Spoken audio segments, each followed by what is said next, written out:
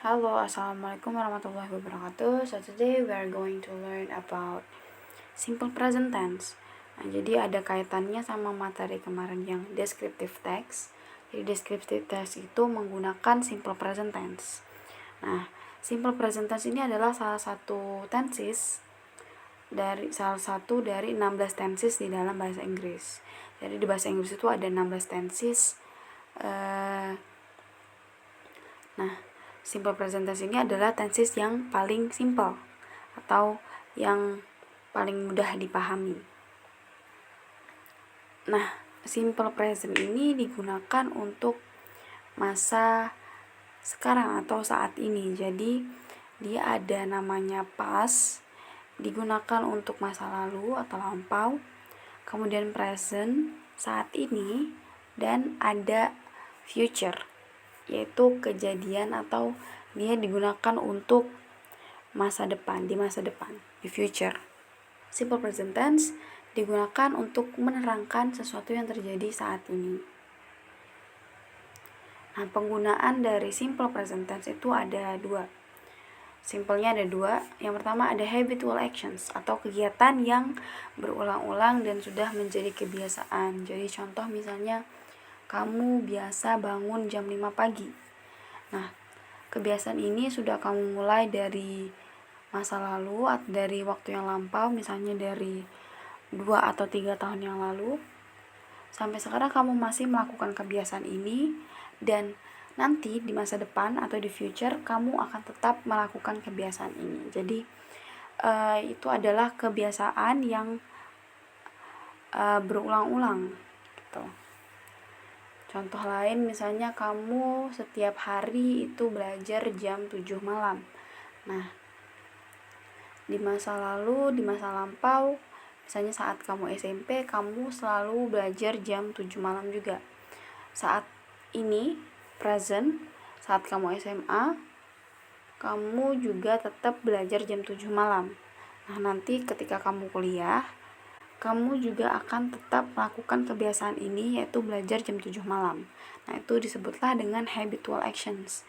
Dan kita harus menggunakan simple present tense. Kemudian selanjutnya ada general truth. General truth ini adalah kebenaran umum atau kenyataan umum yang diketahui dan disetujui oleh banyak orang. Contohnya misalnya bumi itu bulat.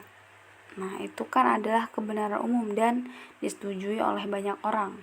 Kemudian contoh lain misalnya wanita itu melahirkan. Jadi yang melahirkan itu adalah wanita, itu adalah kebenaran umum atau general truth. Selanjutnya ada formula atau rumus yang biasa digunakan atau struktur yang biasa digunakan dalam simple present tense. Nah, di sini ada dua jenis, ada yang kalimat verbal dan non verbal. Yang verbal itu menggunakan verb asli. Yang contohnya verb seperti itu di sini tertulis verb 1. Contoh verb itu seperti act, misalnya ada climb memanjat, ada cut memotong. Nah, itu adalah verb. Nah, tapi misalnya di dalam kalimat itu tidak ada verb seperti itu, nah itu dia bisa menggunakan ismr atau to be. Disebutnya sebagai kalimat nonverbal karena tidak ada verb seperti di formula di atasnya, yaitu menggunakan verb one itu. Nah, di kalimat positif dia formulanya adalah subject plus verb one, ada plus s or is, itu optional karena ada di dalam kurung, kemudian ditambahkan dengan o, object. Nah, selanjutnya ketika dia menjadi kalimat negatif, dia rumusnya atau formulanya adalah subject plus do not plus doesn't atau doesn't plus verb one tanpa tambahan s atau is plus object. Kemudian di interrogative sentence itu dia menggunakan do atau does, kemudian baru subjeknya, jadi dibalik ya. Kemudian ditambah verb one dan object, dan jangan lupa question mark-nya atau tanda tanyanya. Nah, di sini ada penggunaan s atau is dan penggunaan do atau does. Nah, gimana sih penggunaan atau ketentuannya ketika kita ingin menambahkan s atau is atau ketika kita ingin menggunakan do atau does? Nah, di sebelah kanan itu ada ketentuan menggunakan do dan does. Nah, jadi kalau misalnya subjeknya itu adalah I, you, we, they atau subjek yang plural lainnya, yang jamak, yang banyak lebih dari satu, itu menggunakan verb one tanpa tambahan s atau is. Dan dia menggunakan, ketika dia di kalimat negatif, dia menggunakan do gitu. Nah, selanjutnya ada kalau misalnya subjeknya itu singular, yaitu he, she, it atau orang ketiga tunggal lainnya, nama orang bisa, kalau pokoknya dia mengidentifikasi bahwa itu adalah satu orang, dia itu adalah singular berarti. Nah, dia menggunakan verb one yang ditambahkan dengan s atau is. Kemudian dia kalau di kalimat negatif ataupun interrogatif menggunakan does, jadi bukan menggunakan do. Selanjutnya, gimana cara kita melakukan atau menambahkan s atau is di sebuah kata? Nah, di sini ada 3 ketentuan. Ketika end with ss, sh, ch, x or o. Jadi ketika sebuah kata itu diakhiri dengan ss atau sh atau ch atau x atau o, nah di akhirnya itu langsung saja ditambahkan dengan is. Jadi contohnya itu ada wash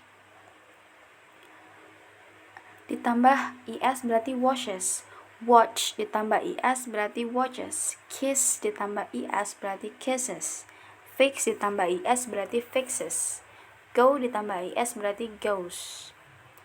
Nah, kemudian ada ketentuan kedua yaitu konsonan y. Jadi misalnya ada kata bahasa Inggris itu yang diakhiri dengan y, tapi sebelum y itu adalah konsonan itu huruf mati. Kalau huruf hidup itu kan a, i, u, e, o. Nah, berarti selain a, i, u, e, o itu adalah huruf mati atau konsonan. Nah, jadi contohnya itu ada study itu diakhiri huruf y dan sebelum y itu adalah konsonan yaitu huruf d. Nah, maka si y ini tadi diganti dengan i, kemudian ditambahkan dengan is, jadi studies. Nah, itu contoh lain misalnya carries, carry, karena carry itu akhirnya adalah y dan sebelum y itu adalah r, berarti itu adalah konsonan, maka dia y-nya diganti dengan i dan kemudian ditambahkan dengan is, jadi carries. Ketentuan ketiga adalah vokal y. Jadi kalau misalnya ada sebuah kata yang diakhiri dengan y tetapi sebelum y itu adalah huruf vokal yaitu a, i, u, e, o, dia tidak perlu diganti i, y-nya tidak perlu diganti i, tapi langsung saja ditambahkan dengan s. Contohnya itu ada play, ditambah s aja langsung menjadi plays, atau say ditambah dengan s menjadi says. Tapi perlu diingat lagi, penggunaan atau penambahan s dan is ini tergantung pada si subjeknya. Kalau subjeknya itu he, she, it atau singular lainnya, maka kita harus menggunakan penambahan s atau is. Nah, tapi kalau misalnya selain he, she, it atau singular, tidak perlu ditambahkan s atau is gitu.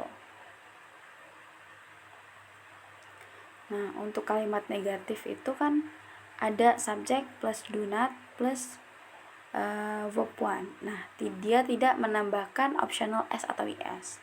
Jadi untuk di kalimat interrogatif dan negatif itu kembali lagi ke bentuk asal si verb tanpa tambahan s atau is walaupun si subjeknya itu nanti adalah singular, misalnya subjeknya he, tapi karena dia kalimat negatif, maka dia tidak perlu ditambahkan s atau is pada verbnya.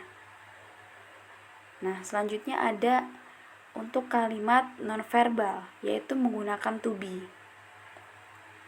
Formulanya ada subjek plus is, am, are, dan kemudian ditambahkan dengan objek.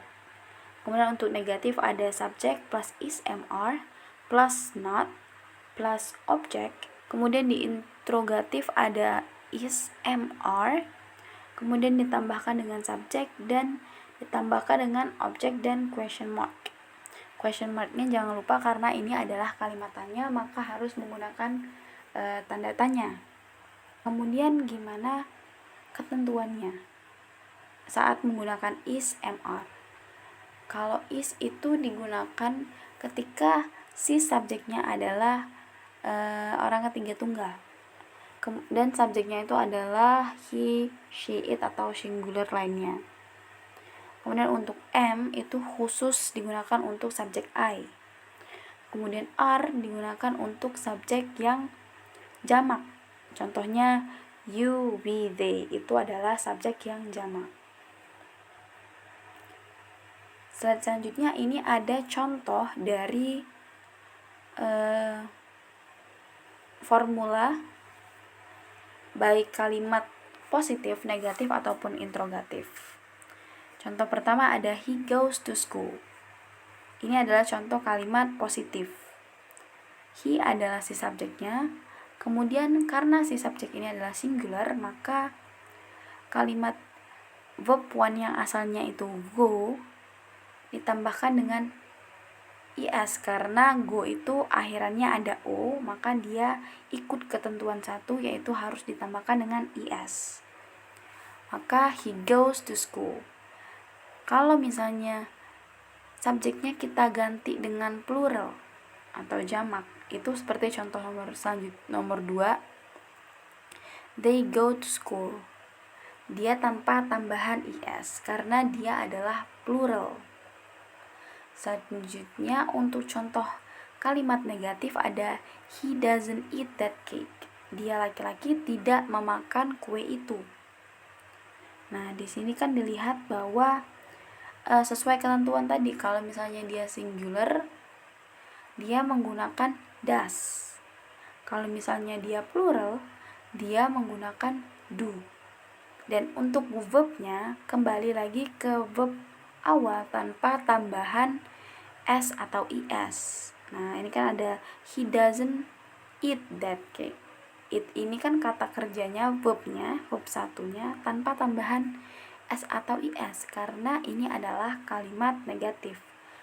Kalau misalnya kalimat ini diganti dengan kalimat positif, maka does not-nya kita hapus, kemudian it-nya kita tambahkan dengan s. Jadi he eats that cake itu kalau misalnya kalimatnya adalah kalimat positif.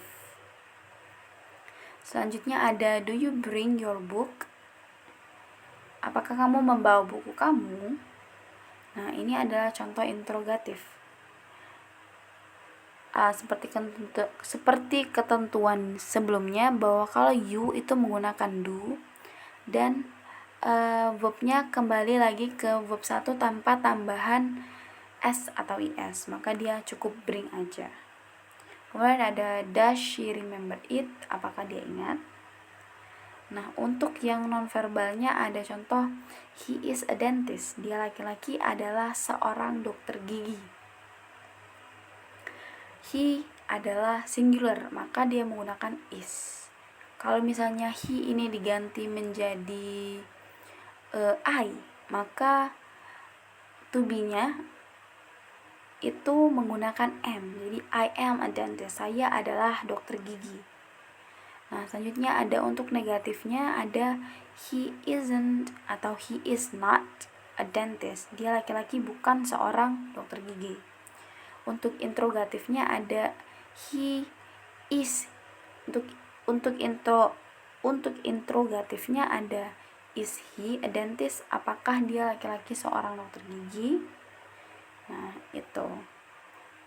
Selanjutnya ada time signal. Jadi untuk memudahkan kita dalam mengidentifikasi jenis tenses, karena tenses itu ada banyak, jadi ada cara menggampangkan kita, yang memudahkan kita dalam mengidentifikasi jenis tenses apa nih yang sedang dipakai. Nah, itu kita bisa melihat dari time signal, atau juga biasanya juga disebut dengan adverb of time atau keterangan waktu. Nah, ini adalah time signalnya dari si simple present tense. Ada always, selalu, often, jarang, seldom, ada rarely, ada usually, biasanya, dan kemudian ada every day, every night, every month. Pokoknya semua yang pakai every itu adalah time signal dari simple present tense. Jadi kalau misalnya ada kalimat bla bla bla bla every month, nah itu berarti adalah kalimat simple present tense gitu. Jadi memudahkan kita dalam mengidentifikasi atau mengetahui secara cepat tenses apa yang sedang digunakan dalam sebuah teks. Okay, so thank you for your attention.